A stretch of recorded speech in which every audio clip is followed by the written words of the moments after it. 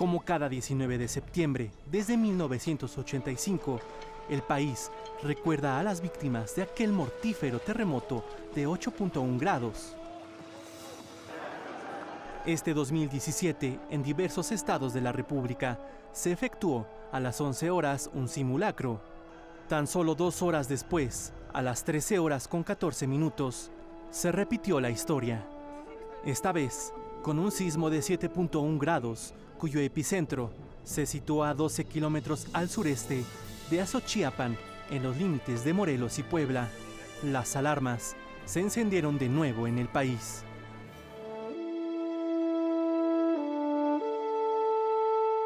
Pues fue levemente menor en tamaño respecto al del Golfo de Tehuantepec, fue de 8.1, un sismo de 8.1. Comparado con el de 7.1, recordemos que son 30 veces más energía que liberó. Obviamente y afortunadamente estaba más lejos de la costa de Michoacán, 360 kilómetros aproximadamente, que provocó precisamente que el comportamiento de las ondas sísmicas más superficiales, hay unas ondas que se llaman superficiales, que son las que viajaron por esta parte de la República, pero ya en la superficie, son las que provocaron la mayor parte de destrucción. En Morelos, epicentro de la desgracia, sus pobladores vivieron la desesperación por encontrar a sus compañeros. Estado famoso por ser sede de centros vacacionales, casas de descanso y un clima envidiable se transformó en unos momentos. Lo primordial fue rescatar vidas y, si es posible, parte del patrimonio adquirido tras años de trabajo. El sismo que impactó el estado de Morelos el 19 de septiembre de 2017 dejó en la entidad un rastro de destrucción y desgracia. La cifra irreparable, la de pérdidas humanas, asciende a 74 víctimas fatales. De primer momento, el gobierno estatal desplegó en toda su capacidad de alcance y logística a todo su gabinete para cubrir el territorio morelense en una crisis sin precedente histórico, en un estado en donde hablar de desastres naturales equivalía a inundaciones o alerta volcánica por la cercanía con el Popocatépetl, pero nunca antes a un terremoto. Se instalaron 73 albergues y, en conjunto con la sociedad civil, una cifra desconocida pero sobresaliente de centros de acopio. Se recibieron víveres de prácticamente todas las entidades federativas de la República y llegaron a Morelos brigadistas, voluntarios y rescatistas nacionales e internacionales.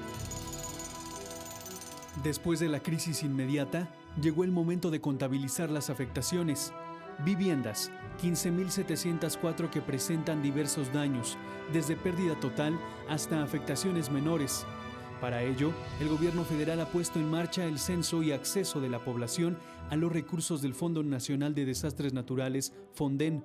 También el gobierno estatal dispuso de un fondo extraordinario de 300 millones de pesos para aquellos que no reciban apoyo del FONDEN.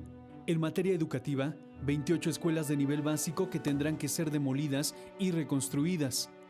El patrimonio cultural en Morelos, forjado durante siglos por nuestros hermanos y antepasados, está fracturado.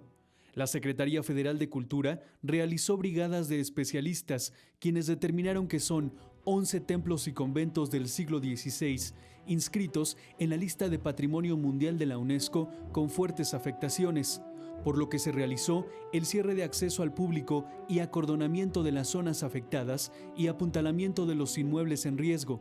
La labor es supervisada por profesionales del Instituto Nacional de Antropología e Historia al frente de equipos multidisciplinarios, quienes han asegurado que ningún monumento histórico será demolido, que todos serán restaurados. Ahora inicia la etapa de reconstrucción, con programas gubernamentales de construcción de vivienda, jornadas de servicios gratuitos a la población para recuperar documentos personales, apoyos a artesanos, empresarios de todos los niveles y campañas para resaltar los atractivos turísticos del estado. El objetivo, transformar el panorama de Morelos, ese que el sismo dejó en escombros, por uno nuevo, uno de esperanza.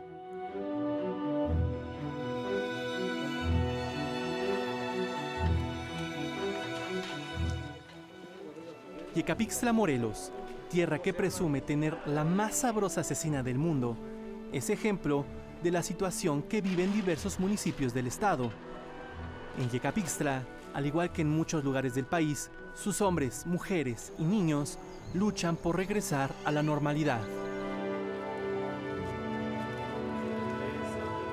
Se declaró zona de desastre natural todo el estado de Morelos, los 33 municipios.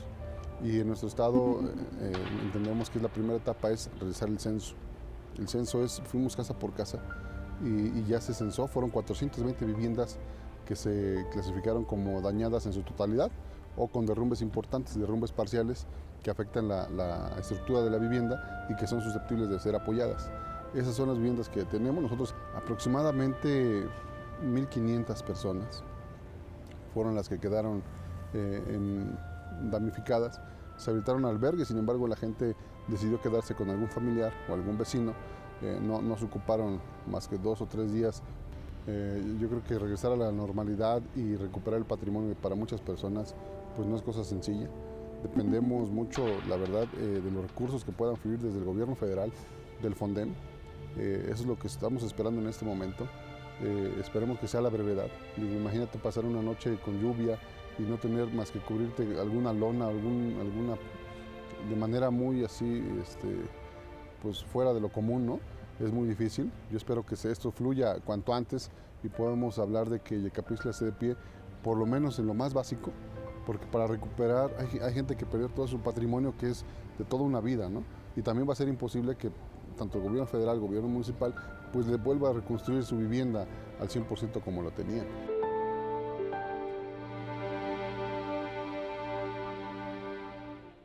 Puebla, aquel lugar donde se dio una épica victoria de los mexicanos contra los franceses en el siglo antepasado, debió librar una nueva batalla desde el 19 de septiembre, la de la sobrevivencia.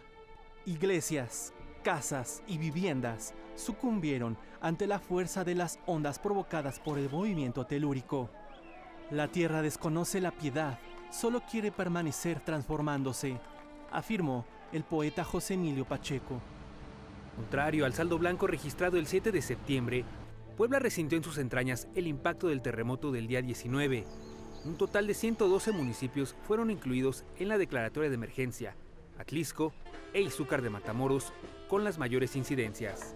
El saldo de muertes alcanzó cifras de 45 pérdidas humanas, de acuerdo con la Coordinación Nacional de Protección Civil de la Secretaría de Gobernación.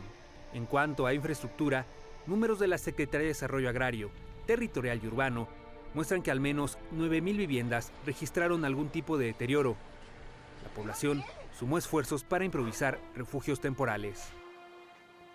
Gracias a Dios tuvimos el apoyo de mucha gente del pueblo de Pilcaya nos fue a apoyar, los diferentes comités se juntaron para hacer algo y gracias a Dios recaudamos fondos para ayudar a la gente con sus casas temporales.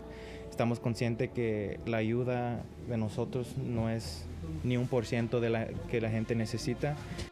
La preocupación de la gente es el transcurrir del tiempo y que queden en el olvido de la ayuda humanitaria y la reconstrucción. Ahorita por lo pronto nos sentimos a lo mejor medios cobijados porque nos visitan amigos, nos visitan parientes, gente que nos conoce, pero dentro de 2 semanas, una semana, el pueblo va a quedar solo y entonces va a ser todavía más difícil. En cuanto a las escuelas, existen daños totales en 62 y 1,154 de manera parcial. Al menos 14 clínicas u hospitales presentaron percances. En el renglón de los monumentos históricos, 401 estructuras tienen averías, entre ellas la zona arqueológica de Cholula. Edificaciones, hechas con el esfuerzo de toda una vida, desaparecieron en tan solo segundos. ¿Dónde estuvo el error? ¿Cuáles deberían ser las reglas para contar con hogares más seguros? Tal vez no haya una sola respuesta. En el caso, digamos, de México, por la parte, digamos, como está constituido el país, no podríamos tener un reglamento de construcciones nacional, solamente es a nivel municipal. y cada municipio tendría que contar con su propio reglamento, con su propia zona sísmica, con sus propios especialistas, cosa que no se puede y que ya se ha visto que no va a suceder, que no se va a tener un reglamento, pero lo que sí se puede llegar a hacer, y eso es algo que tenemos que ir implementando, es crear un manual, por decir, un manual de construcciones a nivel país. De 1990 al año 2016, la aguja y el tambor del Sismológico Nacional se movieron al capricho de la energía expulsada por más de 100 movimientos telúricos con magnitudes entre los 6 a los 7.9 grados. En 2017, en septiembre, el mes del fervor patrio, la estadística alcanzó más de 5.000 sismos. Ante ese enemigo que no avisa, cuya sombra oscurece comunidades, proyectos y vidas, será indispensable elaborar reglamentos de construcción acordes a las características del suelo de cada una de las entidades del país, cambiar los usos y costumbres por políticas consistentes para erigir viviendas. Aunado a todo esto, la protección civil es una materia en la que debemos estar unidos todos los mexicanos. Darnos la mano en la desgracia, pero también en la prevención. Si sabemos todos cómo actuar ante un fenómeno natural, salvaremos vidas y evitaremos riesgos.